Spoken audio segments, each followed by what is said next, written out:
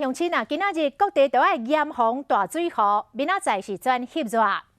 这个北部日是出日头咯，为顶礼拜开始到今，影响台湾10外天的黄霜雨，总算是告一个段落。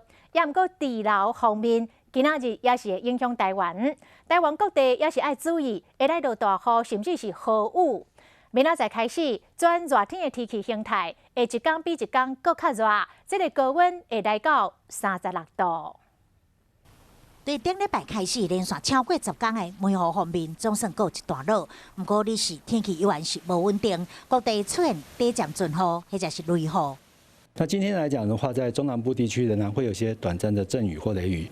那北部东半部地区上午这段时间大概是多云，午后会有些局部短暂雷阵雨的状况，所以还是会有一些大雨或豪雨出现的机会。各地低温大约是23到25度，高温在29到32度。无落雨是比较较翕热，因为是吹西南风，午后也是爱注意雷阵雨。30开始回到典型太平洋高压主导的夏季的天气，一天比一天的温度也较高，各地拢有机会来到36度的高温。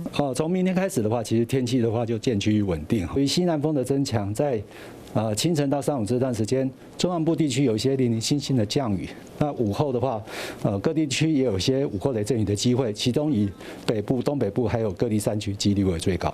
把握稳定的天气，民众会使赶紧规划周末的假期，专机出去佚佗，晒一个日头。